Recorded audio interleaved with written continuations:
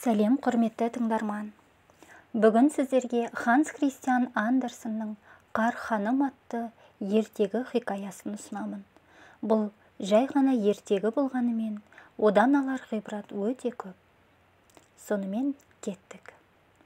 Ертеде бір сиқыршы адам өмір сүріпті. Өзі жауыздың жауызы барып тұрған дию болса керек. Бірде оның көңілі керемет көтерілді. Өйткені бір айна жасаған еді. Барлық жақсылық пен әсемдік атаулы бұл айнаға сәулесі түскен сәтте ақ ғайып боп, мейлінше кішірейіп кетеді де, барлық жамандық пен ұсқынсыздық бірден көзге түсіп, бұрынғысынан да жексұрын болып шыға келеді. Ғажап сұлу көріністер онда піскен қарын құсап құрысып, ал адамдардың небір абзалдары құнысып көрінеді. Өйтпесе, олар аяқтары аспаннан кеп тұрғандай, құрсақтан мүлдем жұрдай бірдемелер болып көрінеді. Адамның бет пішіні бұл айнада бұзылып көрінетіні сондай, тіпті тани алмайсың. Алда-жалда біреудің бетінде бір шұбардақ кездесе қалса, ол бүкіл мұрнына немесе шынтағына дейін жайылып кетеді. Сиқыршыға осының бәрі тамаша қызық боп көрінді. Адамның басына бір ізгі абзал ой келсе болды, айна сол сәтте ақ бұзып жібере қояды. Ал сиқыршы болса, оған шек сілесі қата күледі екен. Өзі ойлап тапқан ермегін ол осылайша қызықтапты. Сиқыршының шәкірттері оның өз мектебі болған ғой. Бұл айнаны ғажайып бір нәрседей ақ ауыздарынан тастамай айтып жүрді. Адамдарды, тіпті бүкіл дүниені тек енді ғана қас қалпында көруге болады деп ойлады олар. Сөйтіп олар айнаны өздерімен бірге ала жүріп, бүкіл әлемді шарлай бастады. Ұзамай ешбір елде айна бетіне түспеген тірі пенде қалмады. Ақыр аяғында сиқыршы шәкірттерінің аспанға шығып, періштелер мен Құдайдың өзін де әжуа мазақ етуге ниеттерін аударды. Сөйтіп олар неғұрлым аспандап, биіктеген сайын айнаның да бұзып көрсетпеген пәлесі қалмай, қисаңдағаны сондай, тіпті оның өзін қолға ұстау қиынға айналды. Сиқыршының шәкірттері биіктеген үстіне биіктеп, Құдай мен періштелерге жақындай түсті. Кенет айна қисайып, қалт-қалт етті де қолдан шығып кетті. Сол бетінде жерге кеп гүрс түсіп, күл паршасы шықты. Ол миллиондаған, тіпті сан жеткісіз сынықтарға бөлінді. Ал бұл сынықтардың жасаған зияны айнаның зиянынан да адам айтқысыз көп болды. Жан-жаққа ұшқан күлдей сынықтардың кейбіреулері адамдардың көзіне түсіп, содан шықпай қалып қойды. Ал көзіне сынық түскен адам дүниенің бәрін керісінше, әр нәрсенің бойындағы ең жаман жағын ғана көретін болды. Өйтетін себебі әр сынығында айнаның бүтін көзіндегі қасиеті сақталып қалған екен. Айнаның сынығы біреулердің топ-тура жүрегіне жетті. Бәрінен де жаманы осы болды. Жүрек сол бойда ақ жұдырықтай мұзға айналып жүре берді. Айна сынықтарының ішінде терезенің көзіне салатындай үлкендері де кездесті. Бірақ та мұндай әйнек салынған терезеден өзінің дос жар адамдарына қарауға болмайтын. Кейбір сынықтар көзілдірікке де салынды. Алмағайып бір нәрсені жақсылап көріп, ол жөнінде дұрыс пікір айтпақ ниетпен бұл көзілдірікті көзіңе кидің ақ, шатаққа ұшырадым дей бер. Ал жауыз сиқыршы болса, осының бәріне есі қалмай қуанып, шегі түйілгенше қарқылдап күледі кеп. Айнаның көптеген сынықтары әлі де әлемді шарлап ұшып жүреді. Енді солар жайында әңгіме тыңдап көрелік. Үйлер мен адамдардың қисапсыз көптігінен бақша отырғызатын әлақандай жер қоршап алудың сәті әркімге түсе бермейтін. Сол себепті де жұрттың көпшілігіне қыш ыдыста өсірілетін бөлме гүлдеріне қанағат етуге тура келетін үлкен шаһарда екі кедей бала тұрады екен. Бір жақсысы, олардың гүл өсіретін қыш ыдыстан гөрі үлкенірек бақшалары болыпты. Олар бірге туған бауыр болмаса да, бірін-бірі ағалы қарындастай керемет жақсы көретін. Бұл балалардың ата-аналары да дәл шатырдың астында қабырғалары бір-біріне тиер-тимес аралас бөлмелі үйдің ең жоғарғы қабатында тұрады. Олардың терезелері де бір-біріне қарама-қарсы еді. Ал терезелердің түбіне қабырғаны бойлай суағар қойылған. Қысқасы, қарсыдағы көршіге бару үшін суағарды аттап өтсе болғаны. Екі үйдің жандары да бір-бір үлкен жәшік тауып алып, онда асқа салатын ас көк, ақ бұршақ өсірді. Және әр жәшікте шағын ғана райхан гүлі өсіп тұрады. Үй иелері бірде екі жәшікті де су ағардың түбіне қойып еді. Бір үйдің терезесінен екінші үйдің терезесіне екі қатар гүл шоқтары жаудырап қарап тұрғанға ұқсады. Бұршақтың шырмауықтары жәшіктерден бұйралана салбырап түсіп тұрды. Райханның бұтақтары бір-бірімен айқасып, терезелерді айнала көмкеріп алды. Сөйтіп жапырақ пен гүлден өрілген әсем қақпаға ұқсады. Жәшіктер өте жоғары қойылған болатын. Балаларға онда шығуға тыйым салынғанды.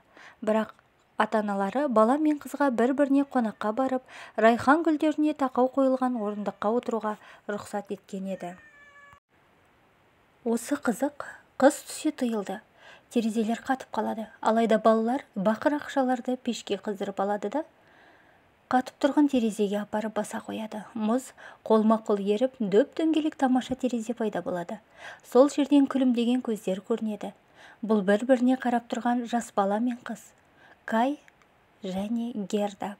Жазда олар бір-біріне бір-ақ секірсе жетер еді, ал қыста әуелі көптеген баспалдақты басып төмен түсіп, содан кейін тағы да дәл сондай жоғары көтерілу керек.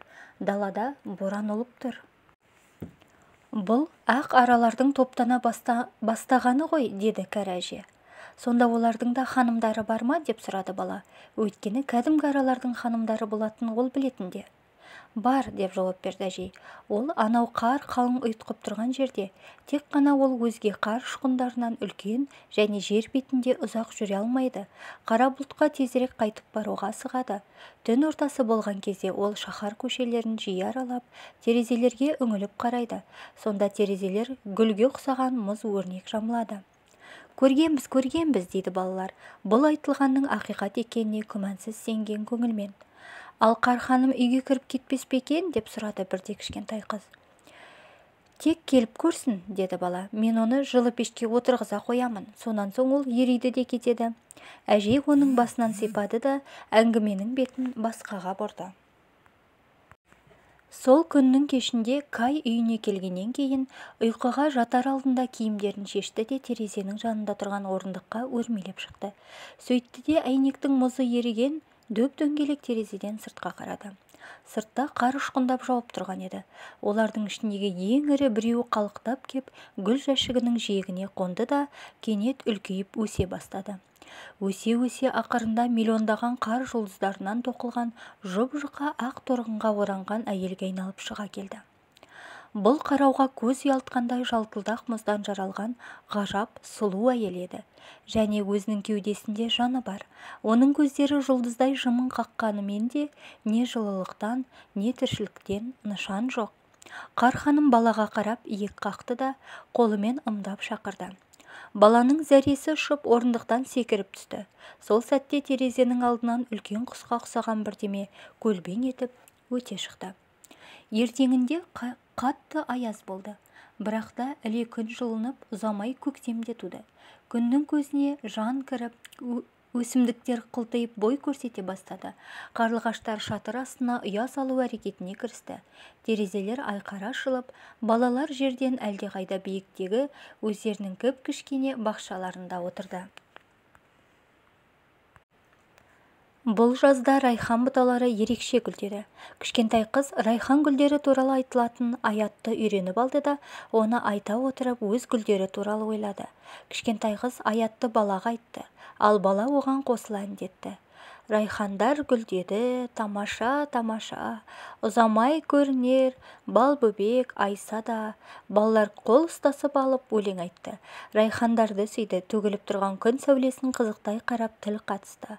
Бұл сәуле оларға бөбек Айсаның өзі сияқты болып елестеді. Шіркін, жаздың бұл күндері қандай тамаша еді. Мәңгі бақи гүлдеп тұратынға ұқсайтын хош иісті райхан гүлдерінің маңы нендей керемет десеңші. Кай мен Герда мұз сеңдері мен құстардың суреттері салынған кітапты көріп отырды. Үлкен мұнара сағат 5-ті соқты. Ойбай-ай, деп бала кенет бақырып жіберді. Топ-тура жүрегімді түйреп кеткенін қарашы, көзіме де бірдеме түсті. Кішкентай қыз оның мойнынан құшақтай алды. Бала көзіне түскен кіршіктен құтылмақ боп кірпіктерін қанша жыбылықтатып қаққанмен де Герда ештеңе көре алмады. ендеше өзі шығып қалған болар, деді бала, ақыр аяғында тынышталып. Бірақ та бар пәле оның шықпай тұрып қалғанында еді ғой. Бұл жай ғана кіршік емес, әлгі сұмдық айнаның күлдей сынығы болатын. Ал бұл сынықта барша ұлылық пен ізгіліктің түкке тұрғысыз әрі жексұрын болып, жауыздық пен жамандық атаулы бұрынғысынан әлде қайда жауыз әрі жаман боп көрінетіні, әр нәрсенің бойындағы кемшілік бадырайып, бірден көзге түсе кететіні әрине біздің есімізде. Байғұс Кай, енді оның жүрегі жұдырықтай мұзға айналды-ау. Жүректің ауырғаны басылғанымен де айнаның сынығы шықпай, сонда қалып қойды. «Неменеге сен қыңқылдай қалдың?» деп сұрады. Ол жайдан жай отырған Гердадан. «Ойбай-ай, сен қазір қандай сыйықсызсың өзің? Ал менің еш жерім де ауырмайды. Тух!» деп айғайлап жіберді ол кенет. «Мына Райханға құрт түсіпті ғой, не қылған жексұрын Райхандар еді өзі. Ал мына бірінің сабағы мүлдем қиқы-жиқы. Өздері өсіп тұрған жәшіктен де жаман, ұсқынсыз тұрғандар-ай!» Ол жәшікті аяғымен бір тепті де гүл жапырағын жұлып алып лақтырып тастады.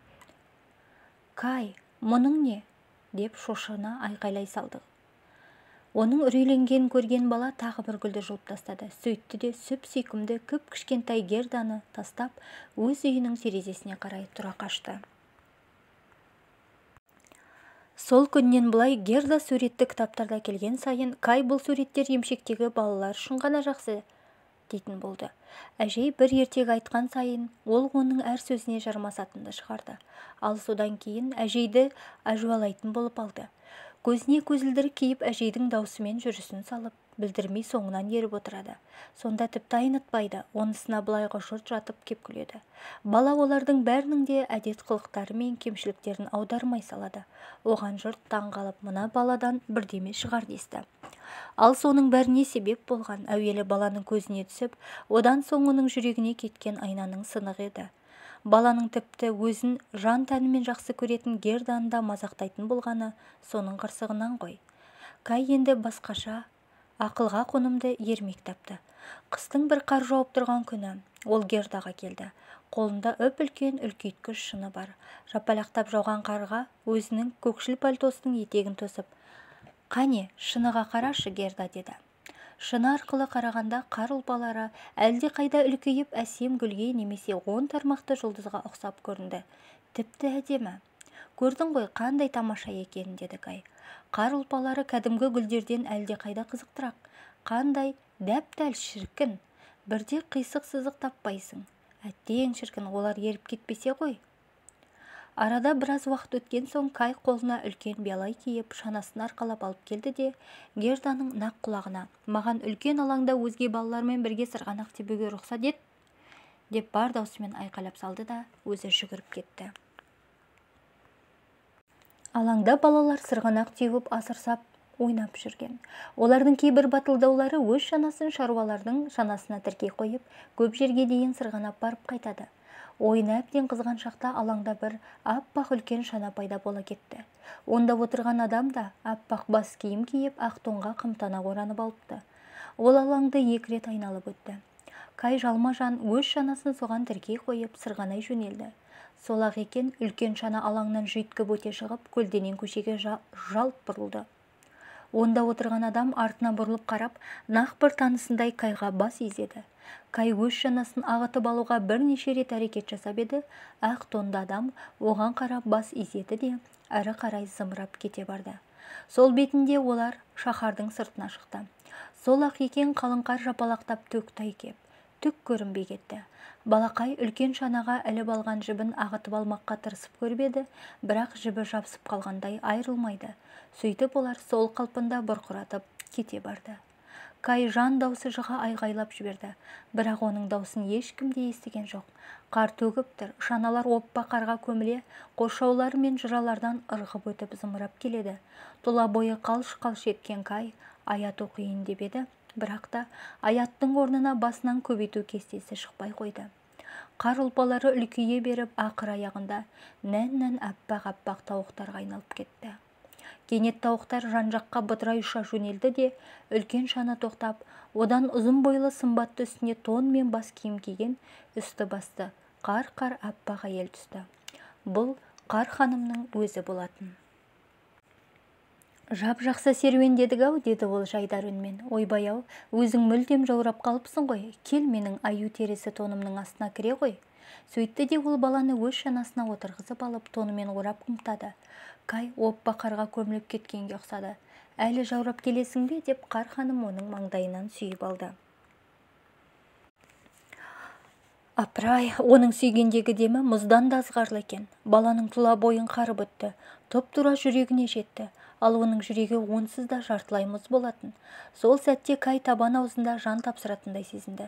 Бірақ сөйткенше болмай, оның жаны жадырап, тұла бойы жылынып сала берді.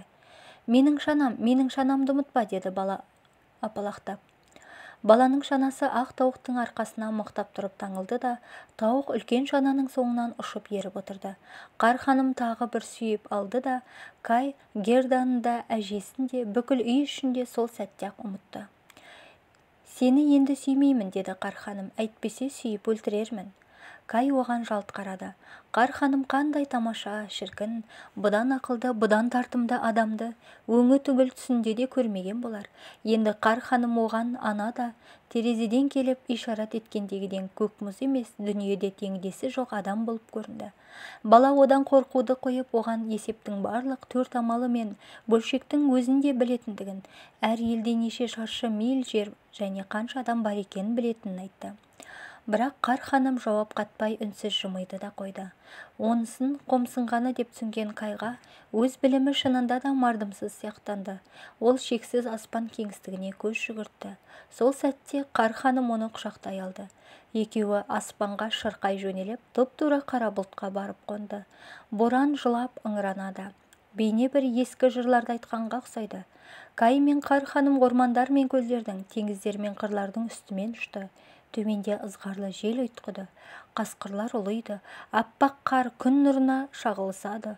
Ұшу боп құзғын қарғалар ұшып өтті, ал үстінде ашық ай жарқырап тұрды. Кай қыстың ұзақ түні бойына сол айдан көз алмай қарап, ал күндіз ханымның аяғын жастана жатып ұйықтап кетті.